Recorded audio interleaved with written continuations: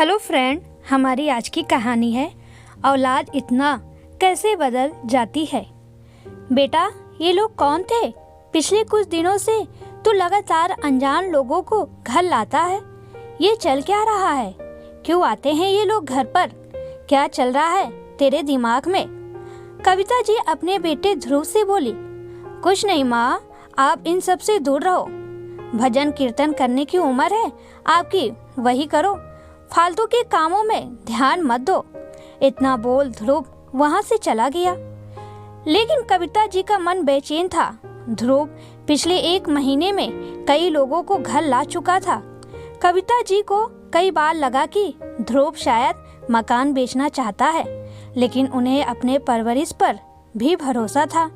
उनका दिल कहता था कि अगर ऐसी कोई बात होती तो ध्रुव उन्हें बताता जरूर, और बस यही सोचकर वो अपने बेचैन मन को दिलासा दे देती। लेकिन आज उनका मन शांत होने का नाम नहीं ले रहा था। वो बहू के कमरे में गई और बोली, पल्लवी, क्या चल रहा है? ध्रुव कुछ बताता क्यों नहीं? और तुम भी कुछ नहीं बोलती। हर दूसरे दिन कोई ना कोई घर देखने आता है। कहीं तुम लोग इस घर को बेचना तो नहीं चाहते? हाँ माँ जी, इसलिए तो ध्रुव ग्राहकों को घर दिखाने लाते हैं। हमें लगा था अब तक आप समझ गई होंगी। क्या तुम दोनों ने इतना बड़ा फैसला ले लिया और मुझे बताया तक नहीं? मैं कह देती हूँ, मेरे रहते ये घर नहीं बिकेगा। ये घर मेरे पति की खून पसीने की कमाई से बना है। ऐसे कैसे कोई बेच देगा? माँ जी, ये घर तो आपके बेटे के नाम है। घर उनकी तनख्वाहों से चलता है।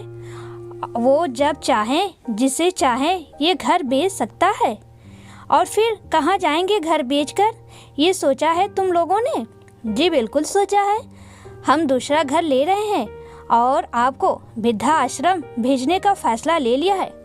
वैसे भी आपके घुटनों में दर्द रहता है और इलाज पर भी बहुत पैसे लग चुके हैं।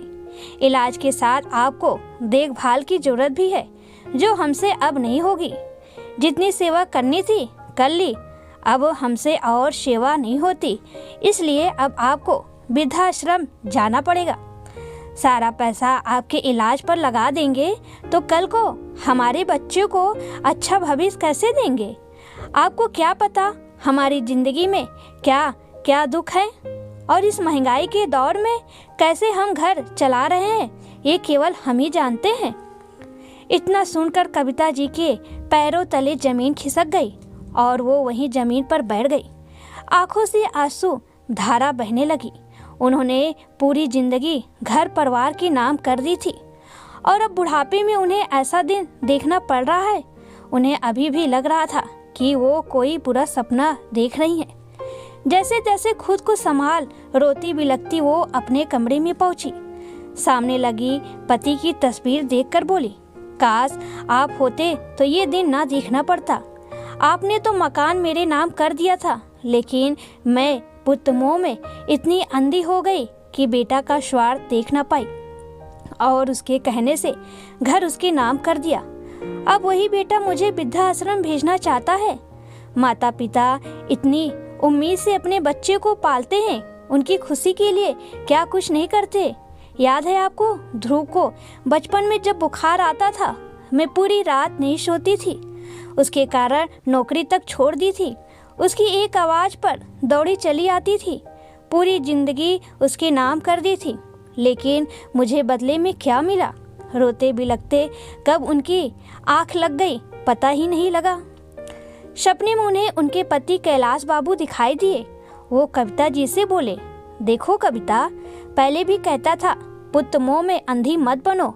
आज भी यही कहूँगा, ये घर तुम्हारा है और तुम्हें इस घर से कोई नहीं निकाल सकता।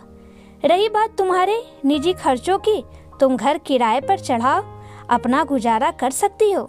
लेकिन ये घर बिक जाएगा तो मैं क्या करूँगी? और बच्चे तो मेरी सुनते ही नहीं। अब तो घर भी ध्रुव के नाम है, कानूनन वही इस घर का मालिक है। तो तुम भी कानून की मदद लो। तुम पुलिस को फोन करो और बोलो कि बहू बेटे ने गलत तरीके से घर अपने नाम करवा लिया और अब ये लोग घर बेचना चाहते हैं।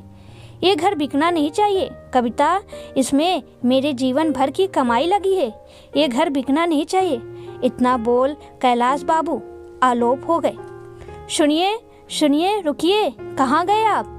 कविता जी सपने में इतनी जोर से चिल्लाई कि उनकी नींद टूट गई। वो उठी और उन्होंने खुद को संभाला।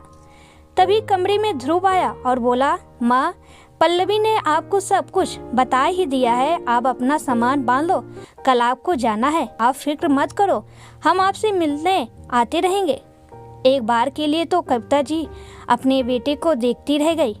उन्हें यकीन नहीं हो रहा था कि कल तक जो ध्रुव उनके आगे पीछे घूमता रहता था और कहता था, माँ तुम ही मेरी दुनिया हो, वही ध्रुव आज उन्हें वृद्धाश्रम भेजना चाहता है। अंदर ही अंदर वो टूटती जा रही थी।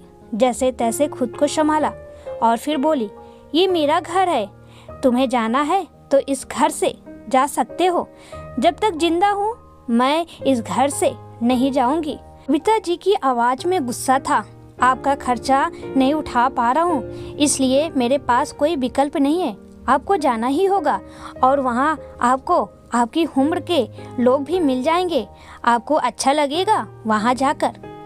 मैं कहीं नहीं जाऊंगी, समझा तू, ये घर मेरा है। तभी ध्रुव के फोन की घंटी बजी और वो फोन पर बात करता कमरे से बाहर चला गया। इसके बाद कविता जी ने पुलिस स्टेशन फोन लगाया और सारी बात बता दी। कुछ ही देर में पुलिस वहां आ गई। पुलिस को देख घर में देख ध्रुव और पल्लवी दोनों डर गए और माँ के चरणों में गिरकर माफी मांगने लगे। कविता जी बोली, बेटा माफी गलती के लिए मिलती है, गुनाह के लिए नहीं। जिस माँ ने तुम्हें जन्म दिया, पाला पोसा, तुमने उसी के साथ धोखा किया, कोई माफी नहीं मिलेगी। पुलिस ध्रुव को ले गई। पल्लवी ने सास को समझाने की कोशिश की और उनसे पुलिस कंप्लेन वापस लेने की गुजारिश भी की, तो कविता जी घर अपने नाम करवाने की शर्त पर अड़ गई। कैसी माँ हो आप, अपने ही बच्चों की दुश्मन बनी हुई है। क्या करेंगी इस घर का जब बच्चे ही नहीं रहेंगे? तुम ये बड़ी बड़ी बातें ना करो बहू, तुम्हारे मुंह को शोभा नहीं देती।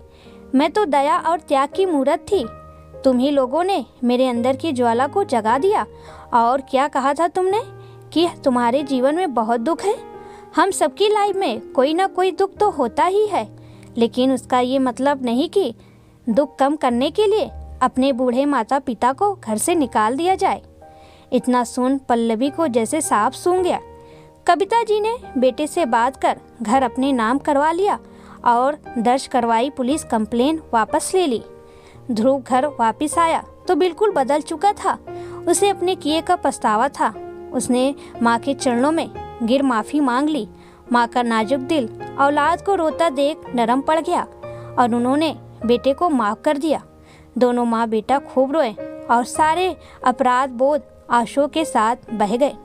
दोस्तों, जिन माता पिता ने अपना जीवन हमारे नाम कर दिया, खुद सारी मुसीबतें झेलते रहे, लेकिन औलाद पर आज तक नहीं आने दी। जरा सी चोट लगने पर जो दौड़कर हमारे पास आते थे और बुखार आने पर पूरी रात जाकर माथे पर ठंडे पानी की पट्टियां किया करते थे, उन माता पिता के लिए हमारा दिल इतना कठोर कैसे बन जाता है कि हम उन्हें घर से निकाल देते हैं? ऐसा नहीं होना चाहिए। माता पिता ने बचपन से अब तक हमें संभाला, अब हमारी बारी है। उन्होंने माता पिता होने के सारे फर्ज निभा दिए, अब औलाद होने का फर्ज निभाने की जिम्मेदारी हमारी है। अच्छी औलाद होने का फर्ज जरूर निभाए। और मैं हर माता पिता से विनती करूंगी, वो अपने जीते जी अपने बच्चों के नाम अपना घर पैसा कुछ भी ना करे, चाहे बच्चा कितना भी क्यों अच्छा ना हो, क्योंकि लोगों को बदलने में देर नहीं लगता।